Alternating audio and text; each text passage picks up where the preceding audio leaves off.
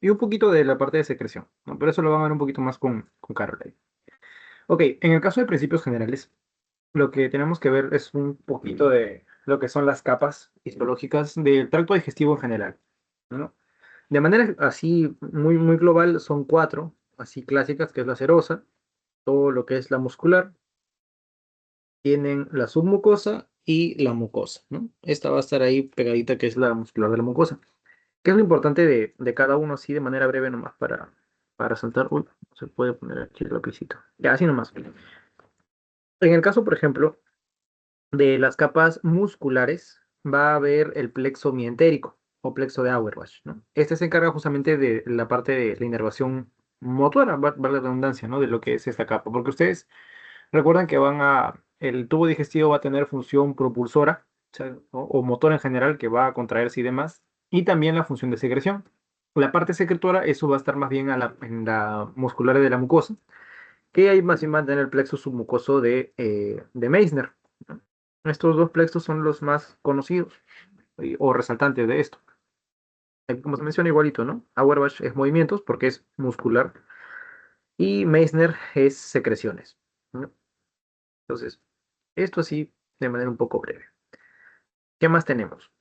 Bueno, de ahí vamos a hablar un poquito también de manera breve de lo que es el proceso de nutrición, ¿no? Que este se descompone justamente en estas tres etapas, ¿no? Digestión, secreción y absorción. Entonces, la digestión como tal, ¿no? O bueno, todo empieza más o menos aquí arribita, ¿no? Que es el proceso de motilidad, ¿no? Ahí sus músculos van a tener contracciones a lo largo del tracto digestivo en las que va a ir cerrándose y abriéndose nuevamente para triturar. No solo se tritura por la cavidad oral, ¿no? Sino también con los movimientos que va a tener el tracto digestivo. En la parte de secreción, pues es toda la parte de digestión, podría decirse un poco más química, ¿no? Principalmente por las enzimas, pero también el medio en el que se van a llevar a cabo estas reacciones, que justamente es el medio acuoso.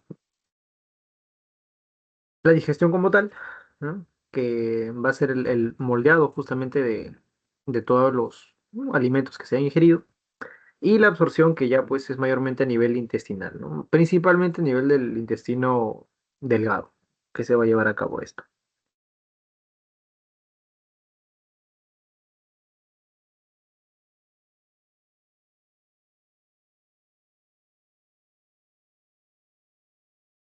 Ratito. Se colgó.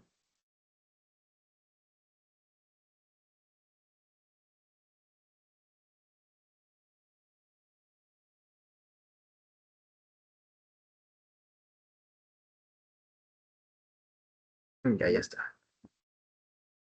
Ok, ahora hablando del control nervioso, justamente están estos dos plexos que les mencionaba, ¿no? El submucoso de Meissner y el mentérico de Auerbach. Y estos de acá van a apoyarnos en lo que es la regulación del sistema nervioso intrínseco, que es el sistema nervioso entérico, ¿no? A nivel intestinal. Y el extrínseco va a ir más hacia la parte del sistema nervioso autónomo, ¿no? No sé si ustedes recuerdan ahí un poquito que pues está la parte del simpático y el parasimpático, que van a tener bastante relación con el trabajo que se va a realizar aquí. En el caso, por ejemplo, del sistema nervioso autónomo como tal, y hablando de lo que es el simpático y parasimpático, tenemos las siguientes inervaciones. En el caso del simpático, principalmente va a estar, ¿no?, regulado por la secreción de noradrenalina, aquí como pueden ver, y el parasimpático va a ser estimulado obviamente por acetilcolina, ¿no?, que un- es más de tipo colinérgico, y lo va a inervar tanto el nervio vago, ¿no?, su décimo par craneal, y hacia la parte final los nervios sacros, ¿no? S2, S3 y S4, ¿no?, que es también parte de la inervación parasimpática. Ahora, ¿a qué niveles es que actúan estos dos? Van a tener, ¿no?, acción a nivel justamente de los plexos mientérico y del plexo submucoso, entre otros, porque también pueden tener, ¿no?, efectos sobre la parte del músculo circular o directamente, por ejemplo, la acetilcolina sobre el músculo longitudinal, ¿no?, entre otras cositas. Carlos, Sí. disculpa, ¿cómo que así? En términos generales, ¿se puede decir que el plexo submucoso va a ser en donde se van a encontrar los vasos, los nervios y así? Ah, O sea, sí, sí, tenemos que distinguir como que qué hay en cada una de las capas. ¿Sí? ¿Se puede decir que sí? más, sí, sí, esta parte es justamente una de las que tiene más inervación e irrigación. Ok. Bien, continuamos. Ya, esto de aquí sí es de cajón que es bastante probable que les pregunten, que son los reflejos intestinales. ¿Se acuerdan cuáles son los tres tipos de reflejos que hay? O no sé si les han explicado ese temita. Son a tres niveles. Uno es el que ven en pantalla, que dice reflejos locales.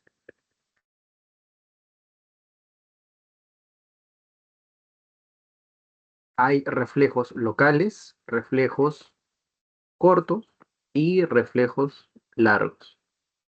Y justamente ahí lo que van ustedes es ir viendo, vamos a ir avanzando ahí en las diapos, van a ver los grafiquitos, es la distancia, ¿no? Lo principal es que esto, vamos a poner así, distancia del tubo digestivo. Muy bien. Los que son más próximos, o sea, ustedes tienen aquí su tubo digestivo, tienen sus cuatro capas y hacia el centro está el lumen, ¿no? La luz por donde va a pasar toda la comida. Mientras más se alejen de esto, es justamente esto de acá, van a llegar a los reflejos un poquito más distantes. Y a nivel más que hacia la luz, es que van a tener ¿no? Los reflejos locales. Ahora, aquí, ¿qué es lo que vamos a tener? Como ven aquí en la diapo, en este caso, lo que recuerden es esto, secreción, peristaltismo, contracciones de mezcla o incluso inhibición local. Estas tres palabras al menos, secreción, peristaltismo y contracciones de mezcla, son los tres principales movimientos y es por lo que más he visto que preguntan a veces en los exámenes, ¿no? Es una, bueno, inervación justamente a este nivel que va a provocar este tipo de efectos. Ahora, ¿saben cuál es la diferencia entre peristaltismo y contracciones de mezcla? ¿Alguna idea de qué podría ser ahí? Ah, y lo otro importante de estos reflejos locales es esto de acá, que no interviene el sistema nervioso central. En otros de estos niveles sí vamos a verlo, pero aquí el sistema nervioso central no va a tener efecto como tal, ¿no? Una ecuación ahí. Disculpa, dos cositas. ¿Crees que puedas volver a explicar el gráfico que hiciste? Que se me fue un poco la conexión. ¿Este de aquí? Sí. Ujú. Sí, por supuesto. Se saltó. Y aquí está. Tienen ustedes aquí el tracto digestivo, el tubo digestivo, ¿no? Y esto de acá va a ser el lumen, que es justamente por donde pasa, pues, ¿no? La comida y demás cosas que se estén digiriendo. Entonces, mientras más próximo al lumen, es que van a tener justamente las zonas donde van a estar presentes estos reflejos locales, ¿no? Justamente aquí está la mucosa, la serosa es la parte más externa. Entonces, mientras más próximo a ello, es esto de acá, reflejos locales. Mientras más distante, o que la inervación ya no dependa de la zona local, sino vamos a poner así, del sistema nervioso central, es que ya no van a ser reflejos locales, sino probablemente cortos o largos, ¿no? Ahorita vamos a ir viendo los otros niveles. Pero en resumen, es que reflejo local es lo que se da a este nivel del tracto digestivo más o menos, ¿no? Un poquito más próximo al lumen, y que no está inervado por el sistema nervioso central. En resumen, es eso. Y lo que más deben recordar aquí es que los movimientos más importantes o reflejos locales son reflejo de secreción, reflejo de peristaltismo y de contracciones de mezcla.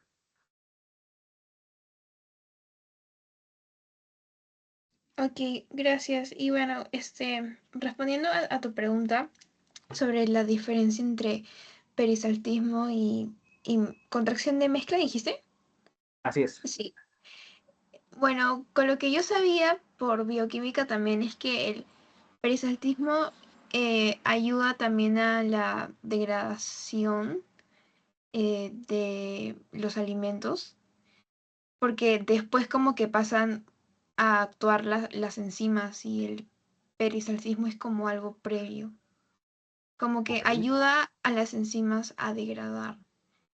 Y bueno, contracción de mezcla me suena netamente al bueno, o sea, ya no a la degradación de algo, sino que de lo degradado solamente es como se junta todo. Ok, está bastante por ahí. Y ya para resumir lo que has dicho, muchas gracias más bien, Cami. El peristaltismo es el movimiento, vamos a poner así, del bolo alimenticio. Justamente la forma en la que va a mover, digamos, aquí está tu músculo, es que se cierra aquí, se cierra a esta altura y empuja, ¿no? Para que pase el bolo, ¿no? Cuando ya está a este nivel, vuelve a cerrarse y sigue empujándolo en este sentido.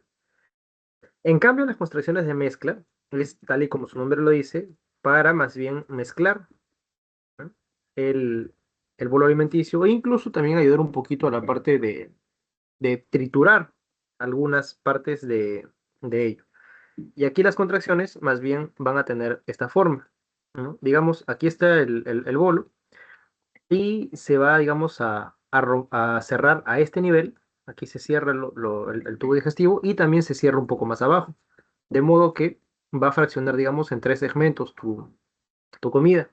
De ahí cuando se vuelve a liberar, vamos a poner aquí así, esto de ahí se libera, esos tres segmentos quedan ahí, ¿no? Medio en el aire y más abajito vuelve otra vez a cerrarse en dos puntos y sigue rompiendo, ¿no? Parte de lo que era una masa, digamos así, grandecita, ¿no? Entonces, en resumen, es que los movimientos peristálticos es de, como quien dice, en un solo sentido. Primero, o de manera secuencial, mejor dicho. Primero arriba, sigue bajando, de ahí otra vez, y así lo va empujando. En cambio, estos son como que dos o tres contracciones, ¿no? Paralelas. De modo que es como si fuera un cuchillo, ¿no? Que está cortando en trozos, no sé, un pedazo de carne, por decir. Solo que aquí no es carne, ¿no? Sino es el bolo alimenticio que está pasando. Y eso ayuda a que pues se mezcle mayormente este contenido y pueda llegar y sea más fácil de digerirse químicamente con las enzimas más adelante. Dato curioso, pero por si acaso para que sepan la diferencia. Yo también pensaba que era más o menos lo mismo, que el peristaltismo se encargaba de todo, pero ese detallito les puede servir por ahí. Entonces, esos locales. Pasamos ahora a hablar de reflejos cortos. Aquí entra la siguiente parte, y es que vamos a ver aquí más bien a los ganglios paravertebrales o prevertebrales de tipo simpático. O sea que aquí ya entra el sistema nervioso autónomo. ¿Cuáles son los tres reflejos que vamos a tener aquí? El gastrocólico, el enterogástrico y el cólico ileal. Y como su nombre lo dice, el gastrocólico simplemente es para facilitar la evacuación del colon, ¿no? Lo que sucede aquí es que al haber ingerido, ¿no? Alimentos, se van a enviar señales, ¿no? Y van a hacer que el tronco celíaco, digamos, regrese la señal al colon y este pueda expulsar el contenido previo que haya habido ahí. En términos sencillos, si es que entra comida, lo que aún estaba en los intestinos tiene que salir para dejar espacio. En el caso del reflejo enterogástrico, es inhibir la motilidad y secreción a nivel enteral.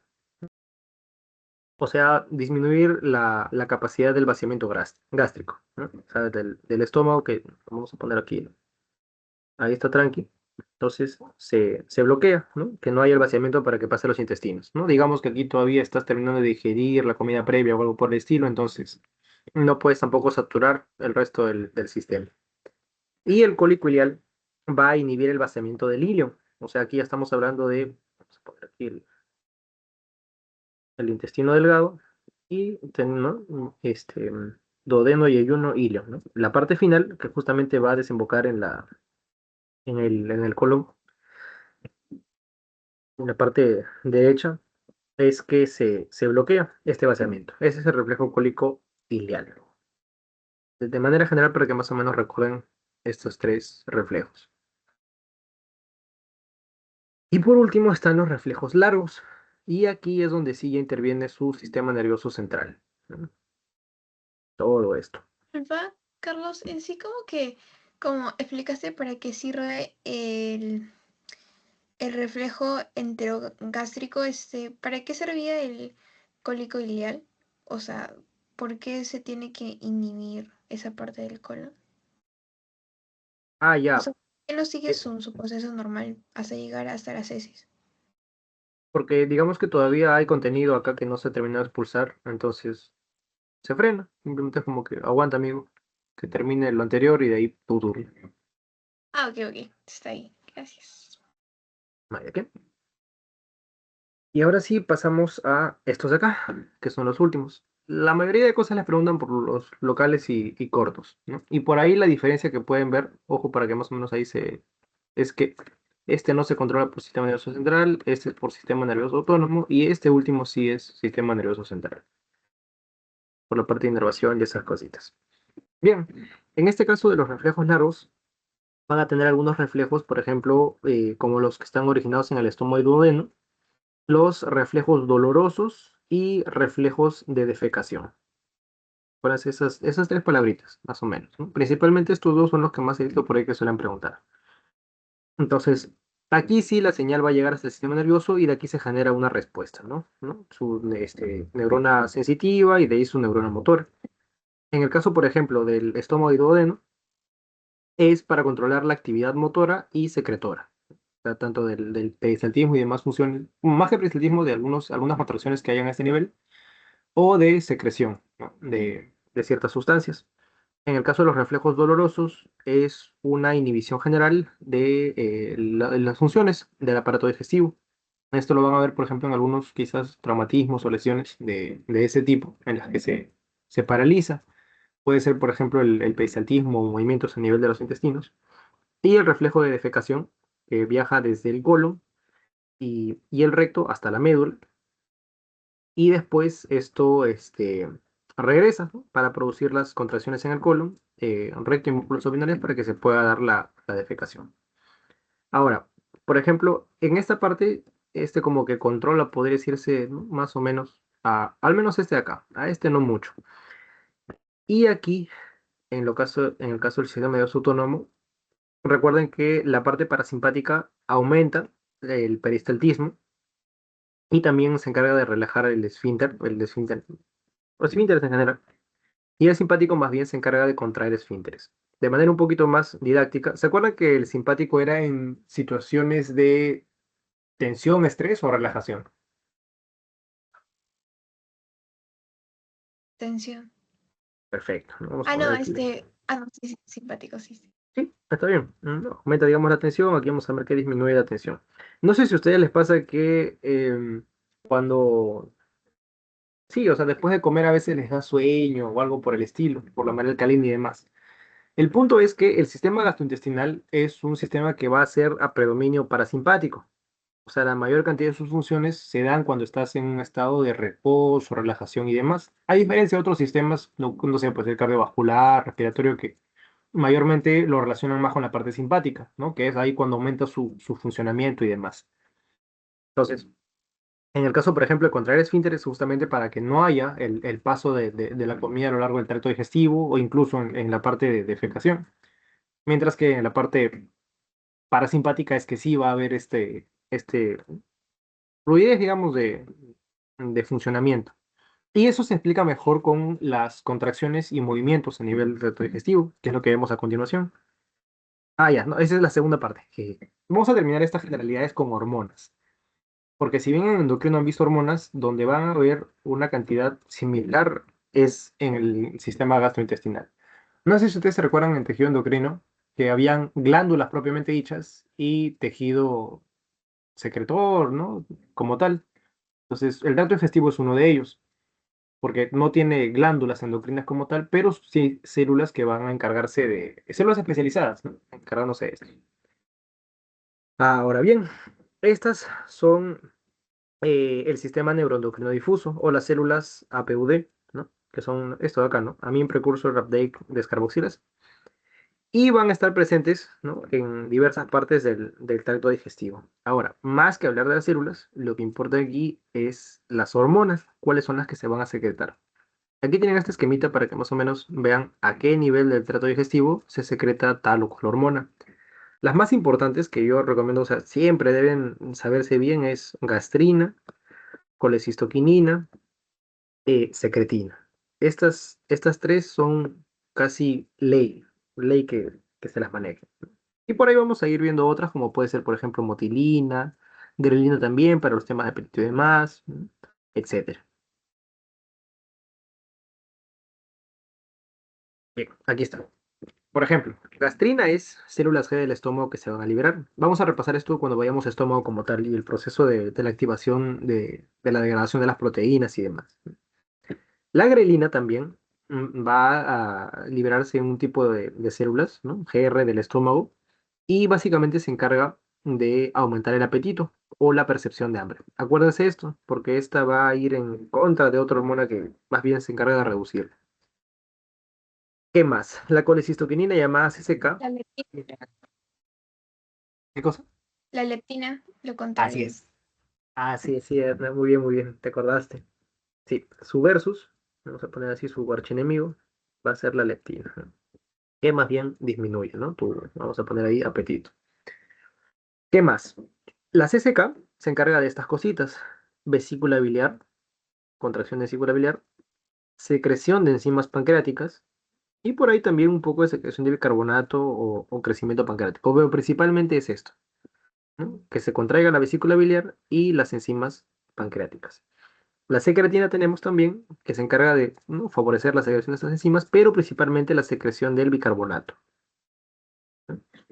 Este HCO3 menos. Ya está. ¿Qué otros hay? Por ejemplo, está el GIP, que es el péptido inhibidor gástrico. Vamos a verlo también un poquito más adelante, ¿no? Estimula la liberación de insulina. Y la motilina por ahí, que, bueno, como su nombre lo dice, ¿no? Va a incrementar la motilidad gástrica o intestinal también. Otras hormonas que tenemos, ¿no? Estas son hormonas así propiamente dichas, ¿no? Aquí tenemos otras versiones. Candidatos hormonales dicen algunos, hormonas paracrinas. Están, por ejemplo, el polipéptido pancreático. Este no les preguntan mucho. El polipéptido II les ayuda a nivel del ilion y colon, principalmente a la absorción de electrolitos y agua. Recuérdense que ahí es donde mayormente va a darse esta última absorción de agua a nivel intestinal. Y este de aquí, el péptido similar al glucagón de tipo 1, ¿no? Que estimula la liberación de insulina también.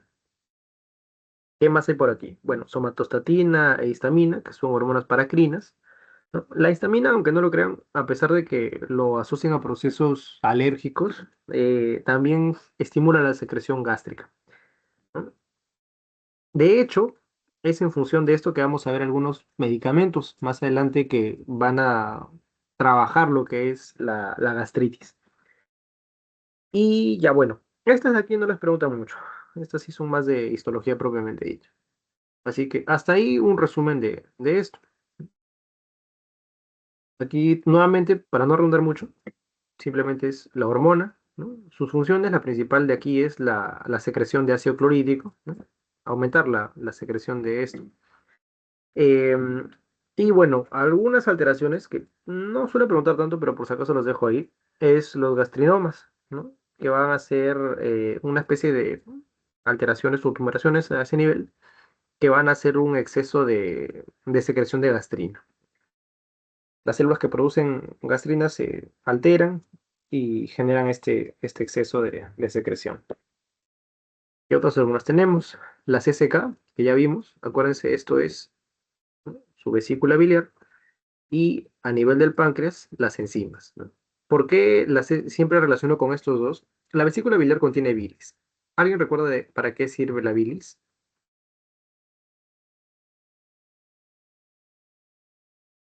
O sea, el mayor componente de la bilis son los ácidos biliares que van a servir para la emulsificación.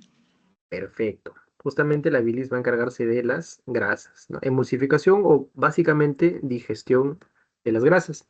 Mientras que las enzimas pancreáticas van a ayudar a la digestión justamente de las proteínas y de los glúcidos y también de las grasas, de la redundancia. Entonces, tienen que trabajar en conjunto justamente estas dos. Por eso a la CCK recuérdenla con las enzimas o sustancias que ayuden a, vamos a poner así, digerir químicamente. Mientras que la secretina va a encargarse de contrarrestar, de que no se les vaya a lesionar esta parte del tracto digestivo. Recuerden que ustedes el contenido gástrico es el que va a pasar a nivel del intestino. Ahora, ¿cómo es el pH a este nivel? ¿Es ácido o alcalino? Así de sencilla. ¿En dónde, disculpa? En el estómago. ¿Es ácido? Así es. Entonces, ¿qué pasa si tú avientas este contenido ácido al intestino? El estómago está diseñado para tolerar pH ácido, ¿no? De 3 para abajo, pero el intestino no. Entonces, ¿qué debes hacer para que algo no sea muy ácido? Neutralizarlo. ¿Y con qué neutralizas el ácido? ¿Quién es su parte contraria? Una sustancia alcalina, ¿no? O base. ¿Y quién tenemos, qué ion es así icónico por esa naturaleza? El bicarbonato. Acuérdense también del bicarbonato en este juego de ácido base porque lo van a ver nuevamente en renal. Y en renal sí hay toda una clase solamente de ácidos y bases. Así que para que más o menos se acostumbre. Entonces, la secretina básicamente es eso, ¿no? Aumentar la secreción de bicarbonato, también del páncreas, por si acaso, porque el páncreas te produce enzimas y te va a producir HCO3-, que es bicarbonato, ¿no? Justamente para neutralizar este contenido ácido que viene del estómago. ¿Qué más? Bueno, el péptido inhibidor vasoactivo, que ya lo vimos hace un ratito, una somatostatina por ahí, ¿no? Que va a inhibir algunas de las secreciones. En general es inhibir o disminuir la cantidad de secreciones, ¿no? Nivel hepático, gastrointestinal y demás. Y las últimas son el péptido inhibidor gástrico y la motilina, ¿no? Que también lo vimos hace un ratito. Justamente tal y como su nombre lo dice, es inhibir la secreción gástrica y la motilina es estimular la motilidad. Así de sencillo. Ese es el primer tramo. Esto se baja la luz. De gastro. Y ahora pasamos a movimientos de propulsión y mezcla. ¿Les parece si tomamos un descansito de 3 minutos para que se refresquen un poquito? Ok. Aquí, ahí.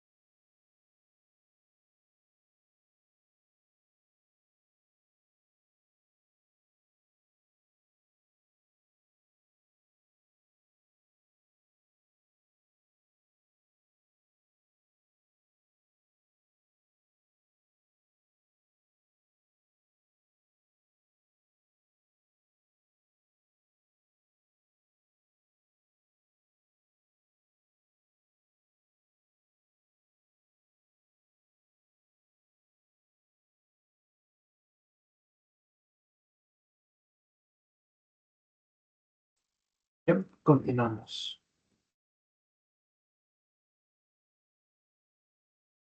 Bien. Vamos a hablar ahora acerca de las contracciones que hay a nivel del tracto gastrointestinal. Como les mencionaba, aquí quien va a mandar para que se den los procesos digestivos y demás es los estados de, vamos a poner así, reposo. Y reposo es sinónimo de parasimpático. Entonces, más o menos con esa premisa vamos a empezar esta partecita de acá. ¿Qué más tenemos? Bien, estas contracciones son pues obviamente gracias al músculo liso gastrointestinal. Recordemos que ahí es músculo liso, no es estriado como los otros lados. Y vamos a tener contracciones de tipo tónicas y contracciones fásicas. Las contracciones tónicas van a ser de una duración prolongada. Pueden ser segundos a minutos o más. En cambio, las contracciones fásicas, vamos a poner aquí tónicas, es más tiempo. En cambio, las fásicas es menos tiempo, más cortos, segundos o milisegundos. Y después de ello tenemos los potenciales de onda lenta, ¿no? Que van a tener pues un régimen eléctrico básico. Ahorita vamos a verlo en este grafiquito. Estos potenciales de onda lenta van a ayudarnos a inducir cambios, ¿no? en el potencial de acción de lo que se llama las células intersticiales de Cajal o marcapaso de Cajal, que se encargan de regular justamente la actividad eléctrica. Y también van a constituir estas ondas lentas, cambios lentos, valga la redundancia, y ondulantes en el potencial de membrana en reposo, ¿no? Es esto que vamos a ver por aquí. Ahora, la frecuencia de estos potenciales o estas ondas es las siguientes: de 3 a 5 ondas por minuto en el estómago, de 12 a 20 en el intestino delgado y de 6 a 8, perdón, en el colon. Entonces, más o menos si hacemos un dibujito así de manera bastante breve, ponerlo así, y aquí va a estar el intestino grueso.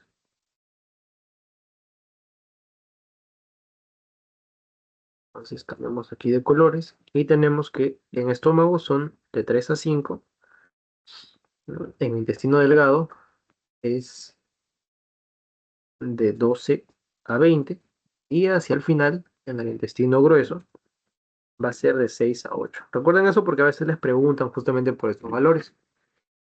Ahora bien, en el caso de lo que son las ondas como tal, van a tener estas que son las ondas lentas, ¿no? Que es lo que les mencionaba por aquí.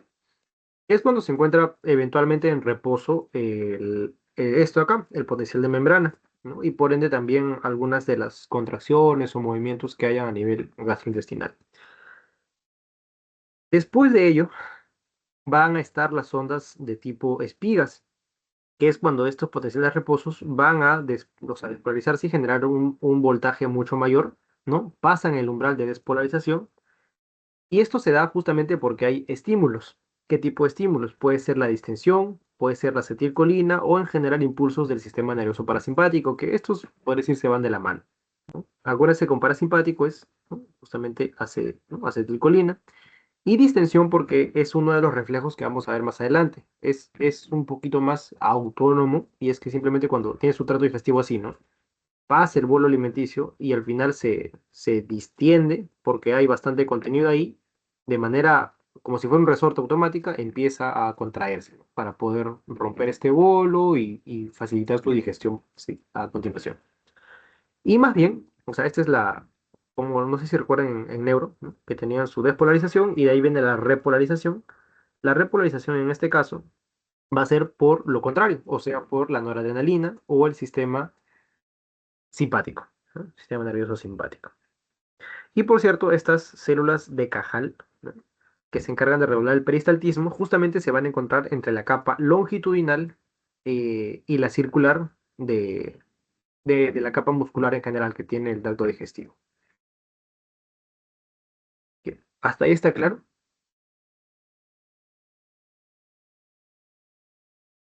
Sí, De ahí tenemos la masticación. Esto sí es un poquito más chill, podría decirse, ¿no? Bueno, eso arcada dentaria, como alguna vez por ahí quizás lo vieron en Anato. Principalmente la fuerza con la que van a cortar, ¿no? Tienen, por ejemplo, que a nivel de los incisivos es casi 25 kilogramos de fuerza, y los molares y premolares hasta casi 90 kilos de fuerza, ¿no? Los músculos masticatorios a este nivel van a estar inervados principalmente por el quinto par craneal, ¿no? Y también parte del control se va a dar en el tallo cerebral. La función a nivel oral principalmente es de digestión mecánica, o sea, la trituración, y también un poco de química por el caso de la saliva, ¿no? Que esta justamente va a tener la alfa-amilasa salival para empezar la digestión de lo que es el almidón, ¿no? Un tipo de los carbohidratos que tenemos. ¿Y qué más? Nada más, esto es lo más importante así de masticación. No les pregunto mucho de esto. Esto de aquí sí es un poquito más por el proceso de deglución como tal. Son tres fases que se tienen: la fase voluntaria, la fase faríngea y la fase esofágica, ¿no? La voluntaria es lo que ustedes manejan a nivel de la cavidad, ¿no? Su lengua cuando empuja hacia atrás para que pase el bolo alimenticio. La fase faríngea, a partir de aquí, ya es involuntario, ¿no? Uno, si es voluntario, esto es involuntario. Porque aquí, pues, justamente es donde van a pasar los alimentos a través de justamente la región de la orofaringe, porque también arriba está la nasofaringe y demás, hacia el esófago, ¿no? Y aquí ya los músculos a este nivel se encargan de empujar parte de lo que ya sea el contenido, porque ya ustedes a partir de aquí ya no controlan. Y más abajo a nivel del esófago, o ya totalmente involuntario, ¿no? Es donde ya van a empezar el resto de movimientos peristálticos para empujar el bolo hacia el estómago.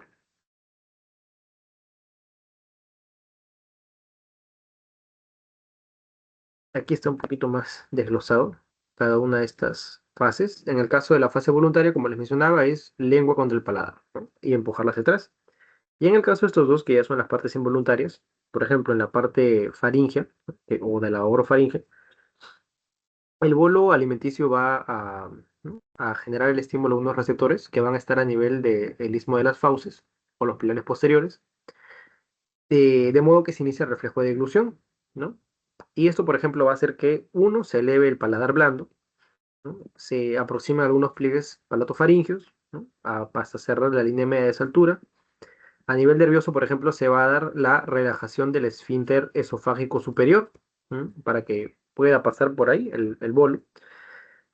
Los receptores sensitivos de esta zona y los pilares, ¿no? posteriores, que básicamente están inervados por el quinto par craneal, parte del séptimo también, van a conducir este estímulo, y más o menos todo este proceso dura de 1 a 2 segundos. Y en el caso de la fase esofágica, ya este va a tener dos tipos de movimientos primarios y movimientos secundarios. Las ondas primarias o movimientos primarios duran de 8 a 10 segundos aproximadamente hasta llegar al estómago, y las ondas secundarias es mayormente por estímulo de distensión de la pared, ¿no? Como les dije, como un resorte. Llega el bolo y si se extiende, empieza a darse estos movimientos peristálticos.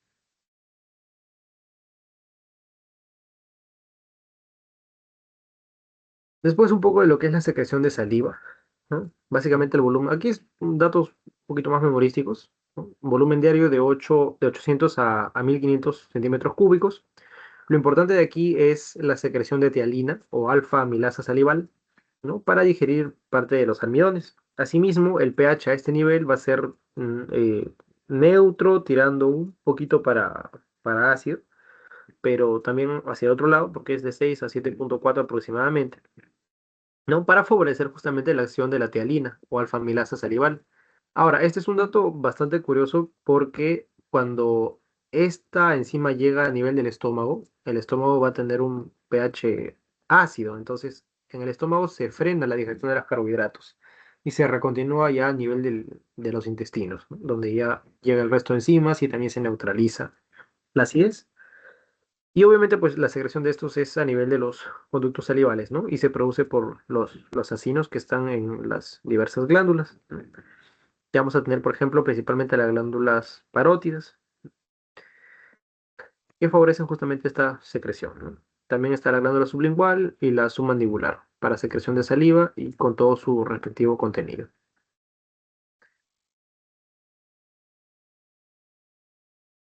¿Qué más? De ahí tenemos el esófago. Este va a medir más o menos de 20 a 22 centímetros y justamente va a tener algunas porciones, porción cervical y porción torácica, ¿no? Hasta que atraviesa el diafragma y ya va a llegar a la parte del estómago. Ahora, este va a estar marcado por dos dos puntos, que son justamente el esfínter esofágico superior y a este nivel el esfínter esofágico inferior, ¿no? Y bueno, todo el cuerpo de lo que es el esófago.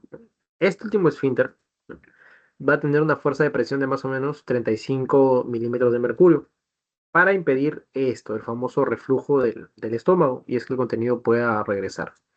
No sé si ustedes han escuchado hablar de la enfermedad de reflujo gastroesofágico, el famoso ERGE.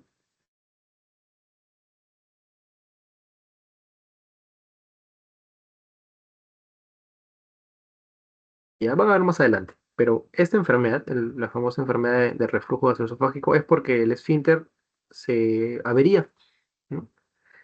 Y pierde parte de su funcionamiento normal, ¿no? Esta presión disminuye hasta, no sé, 15, 10 y demás, y facilita que haya, ¿no?, el regreso de contenido gástrico, ¿no?, hacia esta parte del esófago y bueno, el resto de lesiones que se ven. Entonces, esa es la importancia de esta estructura. ¿Y qué más? Bueno, movimientos del estómago, primarios y secundarios. El primero es por deglución y los secundarios, como siempre, por distensión, básicamente, a nivel local.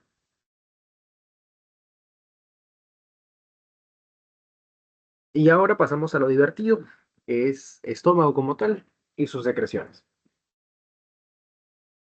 Y este esquemita lo resume bastante bien. Sí. ¿Quién viene primero, el huevo o la gallina? ¿Cómo es que se da todo este proceso? Pueden ver aquí, por ejemplo, que las células mucosas producen moco, las células G la gastrina, las principales pepsinógeno y las parietales HCl fruto intrínseco. Y por aquí vamos a poner que llegan nuestras proteínas, ¿no? Han comido su bistec a lo pobre, ¿no? Un par de huevos sancochados, yo qué sé, su pechuga de pollo después del gym. ¿Cómo se va a dar este proceso? ¿Quién activa a quién? Células parietales, células principales, células G. ¿Recuerdan para qué nos servía la gastrina?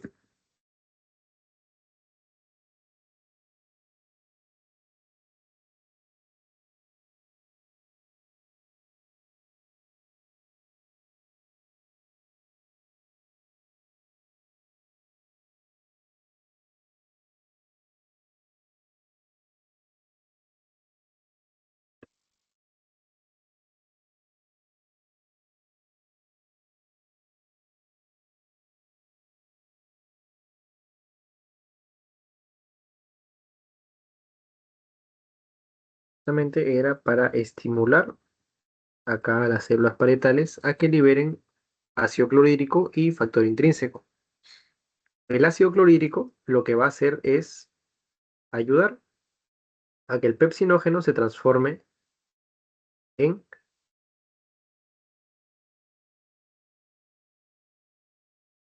pepsina. Y la pepsina es quien se va a encargar ya de ir a digerir a las proteínas como tal. Entonces, esa es más o menos la cadena de eventos. Gastrina estimula parietales, parietales liberan ácido clorhídrico transforma al pepsinógeno y ya el pepsinógeno transformado en pepsina se encarga de la digestión de las proteínas a ese nivel. Mientras tanto, el moco se produce justamente para proteger a todas estas células. Cuando hay alteraciones a nivel de la secreción de moco y demás, es donde se produce justamente la gastritis. O bueno, por algunos patógenos, ¿no? Como por ahí la chericha, perdón, el E. coli. Sí, entonces. ¿Y el factor intrínseco o factor intrínseco de Castell, saben para qué sirve?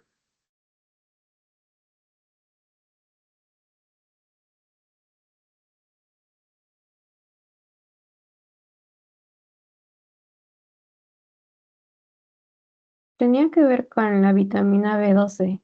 Perfecto. Justamente es para la absorción de la vitamina B12, ¿no? O la cobalamina. ¿Qué pasa si por algún motivo no hay absorción de esto? Y aquí ya les voy dando un spoiler para lo que van a ver en Fisiopato. Voy a poner otro color para que no. Si por algún motivo esto se bloquea, ustedes van a tener anemia. Ojo con ello. Este datito les va a servir porque van a ver que algunas alteraciones gastrointestinales también se van a asociar un poquito a lo que es el desarrollo de anemias. Y todo a partir justamente de lo que es fisiología, cuando ven cómo funcionan todas estas cosas de manera interconectada. Aquí es la manera un poquito ya más elaborada de cómo se da este intercambio. Creo que aquí está un poquito más ejemplificado. Y es que para que ustedes generen esta secreción de ácido clorhídrico, no sale el ácido clorhídrico como tal, sino va a salir el ion cloro por un lado y aparte hidrogeniones. Y ya cuando se mezclan aquí va a ser, ¿no?, tu hidrogenión más tu cloro y eso te da tu ácido clorhídrico. ¿Por qué es importante recordarlo de esta manera? Porque estos hidrogeniones vienen justamente a partir de esto de acá, del ácido carbónico. El ácido carbónico, por medio de la anhidrasa carbónica, es que se transforma o bien hacia CO2 y agua, o justamente hacia hidrogeniones y bicarbonato. Entonces, básicamente por cada hidrogenión que se libera, se reabsorbe un bicarbonato hacia el torrente sanguíneo. Y en el intercambio de este bicarbonato es que entra el cloro para que pueda formar parte de este ácido clorhídrico y se libere, ¿no? Para todo el proceso que hemos visto. Entonces, esto es a nivel solamente de la célula parietal, que es justamente donde van a secretar esta sustancia. Y otra cosa importante para terminar esto es cómo es que se da el estímulo a nivel gástrico. Tanto la distensión como la gastrina van a justamente estimular la salida de este ácido clorhídrico, ¿no? Si el estómago está muy distendido, pues el estómago lo identifica como si tuvieses gran cantidad de cosas que digerir, así que aumenta la secreción. Y la gastrina, como ya vimos, actúa sobre las células parietales y estas liberan ácido clorhídrico. Ahora, ¿qué estímulos más bien van a inhibir esta secreción de HCl o digestión a nivel gástrico? Puede ser por parte de feedback a nivel del duodeno. Por ejemplo, los reflejos del sistema nervioso entérico o por secreción de colecistoquinina, ¿no? Digamos, si el quimo es demasiado grande en el intestino delgado, entonces le dicen al estómago, frena tu digestión para que podamos terminar aquí y después pasas el contenido que tengas. Si el contenido está muy ácido, porque también si bien la secretina les favorece o estimula a que el páncreas secrete su bicarbonato, HCO3 menos, a veces no se da abasto. Entonces, ¿qué haces en ese caso? Le dices al anterior de que ya no produzca tanto ácido clorhídrico, ¿no?, que es la parte ácida. Igual cuando hay muchas proteínas y grasas no procesadas o cuando tienes, por ejemplo, un quimo que es hipo o hipertónico en ambos extremos o que pueda ser irritante. Porque si a esto le sumas más ácido, irritas más esa parte del intestino. Así que eso es secreciones a nivel del estómago. Y aquí un poquito más acerca de la célula parietal. Y para que entiendan por ahí algunos medicamentos, no sé si alguna vez ustedes han escuchado de algún compañero familiar que haya tenido gastritis y que haya tomado omeprazol, lansoprazol o alguna de esas pastillas.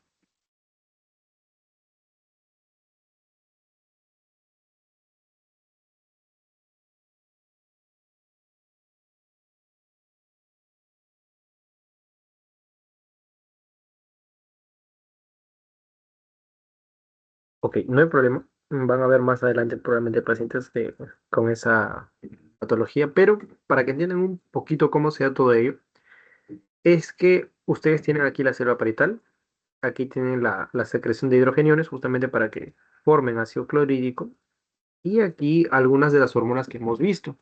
Por ejemplo, a la cabeza está la gastrina, ¿no? Ya sabemos que la gastrina estimula a las células parietales para que éstas produzcan, ¿no?, ácido clorhídrico. Pero hay otras que también van a intervenir.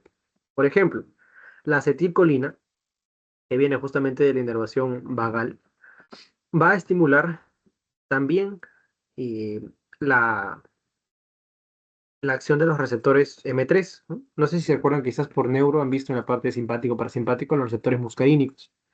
No se preocupen mucho por eso. La idea es que acetilcolina estimula, ¿no?, la secreción de HCl, vamos a poner así, estimula. ¿No? La gastrina también estimula esta secreción. Incluso la histamina, que hace un momento también les dije de que existía, ¿no?, que a pesar de que se le vea más a nivel solo de alergias, a nivel gástrico, la histamina se encarga también de favorecer justamente el estímulo de la liberación de HCl. ¿Por qué? Porque estimulan esta bomba de acá, la bomba potasio hidrógeno o de hidrogeniones potasio ATPasa. Mientras que tenemos por otro lado a la somatostatina y también a las prostaglandinas. Esto sí es importante que recuerden, porque aquí vamos a ver un fármaco que suele trabajar a ese nivel. Las prostaglandinas y la somatostatina van a encargarse más bien de inhibir la secreción de HCl. ¿Por qué? Porque tiene que haber un balance, un equilibrio entre la cantidad que se libera y la cantidad que, digamos, tiene que frenarse. Porque si solo se estimula liberación en exceso, es que produces también la gastritis. Así que ahí tiene que haber un freno. Y ese freno justamente son estas hormonas de acá, prostaglandinas y somatostatina, ¿no? Ahora bien, ¿por qué es importante todo este contexto? Porque ustedes saben que a partir, digamos, de esta bomba de aquí, que es la bomba sodio potasio, perdón, potasio hidrogenio en ATPasa, es que si tú bloqueas esto con fármacos, por ejemplo, como el omeprazol, bloqueas la liberación de ácido clorhídrico. Pero hay otras pastillas que van a interferir en este contexto. Por ejemplo, los AINES. ¿Han escuchado acerca de los AINES?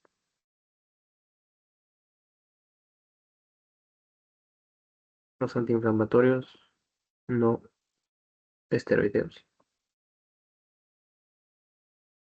Ya, lo que sucede aquí es que estos justamente bloquean la liberación de estas prostaglandinas y por ende también van a bloquear este control y estimulan de que se libere mayor cantidad de ácido clorhídrico. Y eso es lo que ya va a generar que pues, el paciente pueda tener gastritis más adelante.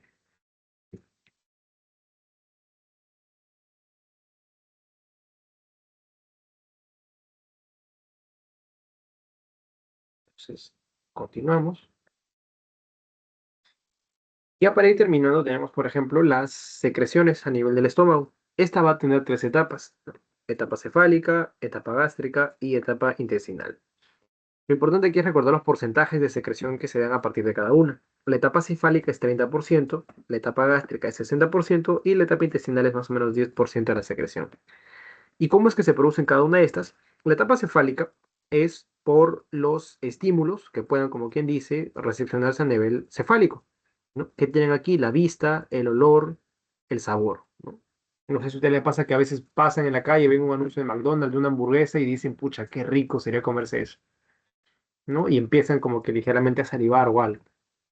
O pasan al costado de una anticuchería y sienten el olor de alguna preparación ahí, o quizás picarones, yo que sé, recién hechos.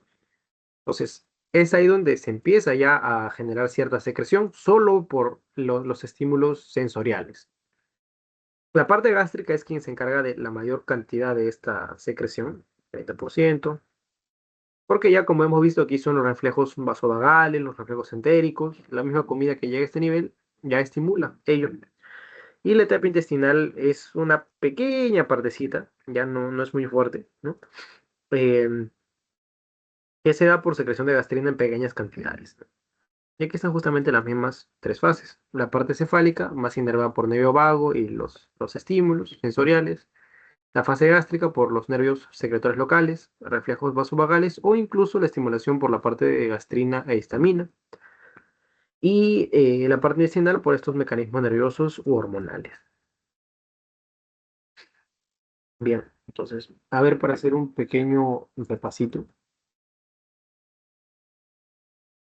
tenemos el tema de los reflejos. No sé si ustedes se recuerdan que vimos, ¿no? Habían reflejos locales, cortos y largos. Dice, en relación a los reflejos locales, ¿cuál sería el enunciado correcto?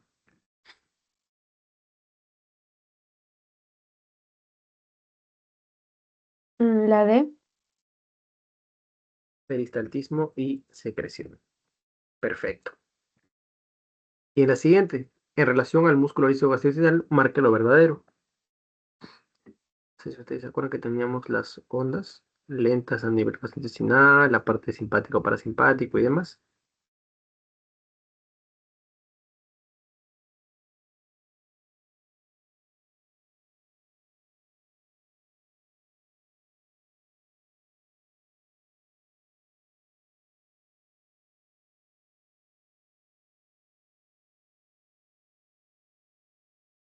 Creo que es la, no me acuerdo muy bien los números.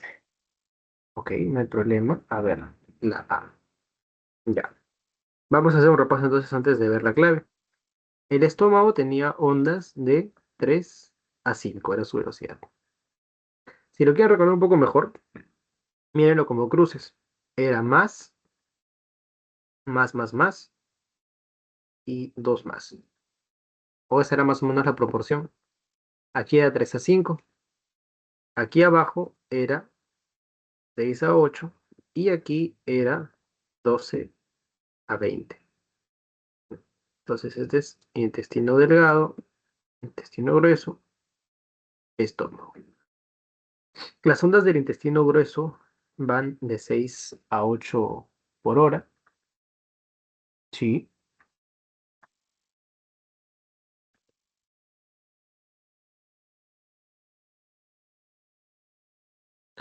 Los potenciales de onda lenta del intestino delgado son 6 a 12. Este también es verdadero. O aquí a marcar el falso. Vamos a ver, por descarte. Las ondas lentas gástricas condicionan siempre motilidad. Representan todo tu digestivo, eso también. Y este de acá es falso. Ya, sí, sí, sí. Aquí creo que era marca la falsa, porque el resto sí son verdaderas. Pero vamos a ver aquí cuál es la que quedaba. Potenciales de onda lenta.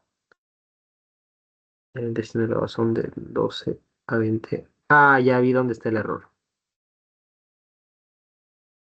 Ya vi dónde está el error. Esto de acá eran ondas por minuto. Por eso esta de acá era falsa, porque es por hora. Esta sí está bien porque es por minuto. Esta de aquí condiciona siempre motilidad, no, no, porque las van a tener también otros tipos de ondas y con los picos de activación. Está presente en todo tu digestivo, esto tampoco, porque no toda la parte es músculo liso gastrointestinal. O bueno, en esta parte no todo el tubo tiene estas contracciones como tal. Y solo contracciones tónicas no, porque también estaban las básicas. Ya recordé por qué era. Así es.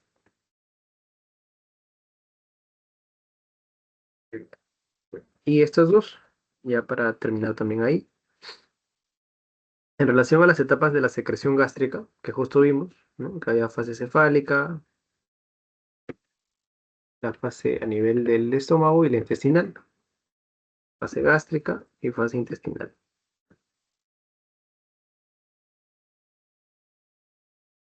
Es la C.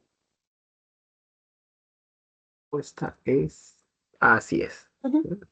Justamente aquí es 60%, aquí es 30% y aquí es 10%. Muy bien. Y la última es en relación a la colecistoquinina o CCK.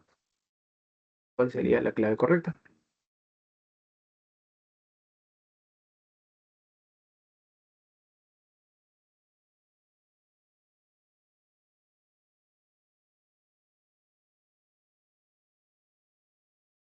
Contrae la vesícula biliar. Perfecto. Justamente era esto más la secreción de enzimas pancreáticas. Sí. Vaciamiento gástrico no, más bien lo frena, actúa a nivel gastroesofágico, no, es a nivel intestinal, liberación de bilis, inhibe, no, disminuye el glucagón tampoco. Entonces, bien, en resumen, es ello lo que vamos a ver aquí. Y ya bueno, la parte de secreciones como tal la van a ver más con Carol. Así que aquí les voy a hacer solo una breve introducción muy sencilla a lo que es páncreas y bilis para que vean, ¿no? La relación que hay con lo que es la colecistoquinina y demás. Así que a nivel, por ejemplo, pancreático, ustedes van a tener estas, esta estructura de aquí. Ustedes recuerden que tienen aquí su páncreas, aquí tienen su conducto de Wilson y aquí van a estar los acinos pancreáticos, ¿no? Y sus respectivos conductos para que se dé la liberación, que es la parte de justamente páncreas exocrino. Porque endocrino ya saben que son los islotes de Langerhans, insulina y demás cositas. Entonces, aquí ustedes van a tener células acinares, que son las que van a formar como tal el ácido pancreático, o sea, la parte redondita, y van a tener el canal que va a estar hecho por células ductares. Y a nivel aquí del ácido pancreático también tienen las células centroacinares. Entonces, todo esto es lo que va a generar la secreción pancreática, que es isotónica, se le dice. Y en el caso, por ejemplo, de las células ductales, ¿no? Que son estas de acá, son las que nos van a favorecer la liberación de nuestro famoso bicarbonato. Aquí es que se van a producir las enzimas, o sea, cabeza, vamos a poner así, enzimas, y las células ductales es el bicarbonato. Parece que las enzimas se estimulan por la CCK, el bicarbonato, principalmente por la secretina. ¿No? Para que más o menos ahí recuerden cómo es que se da este proceso. Y aquí tenemos también, ¿no? Cómo es la regulación de la secreción pancreática, ¿no? Por ejemplo, acá están, ¿no? Las células acinares, esta es la cabeza, y las células ductales es la parte de aquí. Entonces, esto, como les decía, son enzimas, las células ductales es principalmente bicarbonato, o por ahí un poco de sodio, y los que lo estimulan son justamente CCK y secretina. ¿Quiénes estimulan la liberación de CCK? Las células I. Y estas pueden ser estimuladas por ácidos grasos, péptidos o algunos aminoácidos como fenilalanina, metionina, entre otros. Mientras que las células S de secretina, son las que liberan justamente esto y se estimulan principalmente por hidrogeniones, que obviamente van a ser ácidos. Y eso que produce en respuesta que liberes una base, ¿no? Esto bicarbonato. Así de manera muy, muy resumida. Y por último, la secreción biliar. ¿Qué es lo característico de aquí? Justamente tu vesícula, aquí un poquito la parte anatómica, ¿no? Su conducto cístico, hepático común y demás, es que se secretan de 600 a 1000 cc al día a nivel, ojo, del hígado. Porque una cosa es la cantidad de bilis que se produce en tus hepatocitos y la cantidad que se almacena en la vesícula, ¿no? Recuerden que los hepatocitos mandan a que se almacene aquí y la vesícula va a ir liberando de manera un poquito más periódica o regulada hacia el intestino. Entonces, esto es por parte del hígado, ¿no? Siempre no se vayan a confundir con ese dato. La vesícula como tal va a tener, obviamente, la función excretora, ¿no? Para la emulsificación de grasas, pero esta tiene una capacidad de más o menos 60 centímetros cúbicos nada más. Y también esta vesícula se va a encargar justamente de absorber agua, ¿no?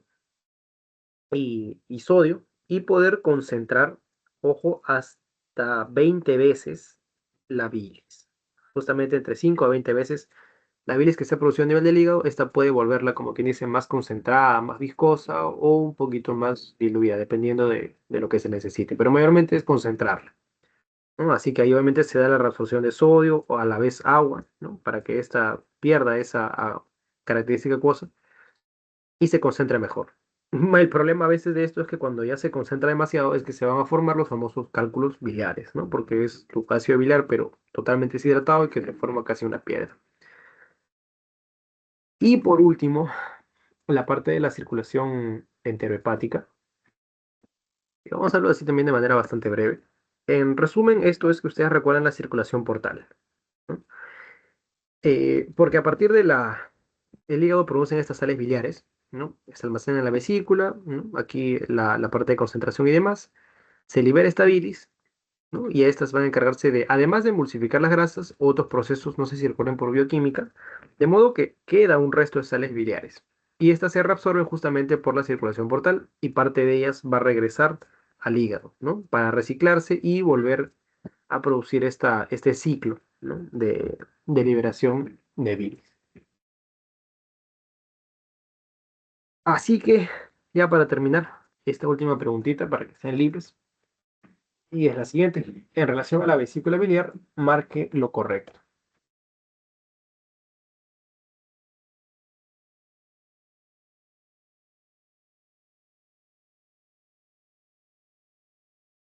¿Qué marcarían ahí?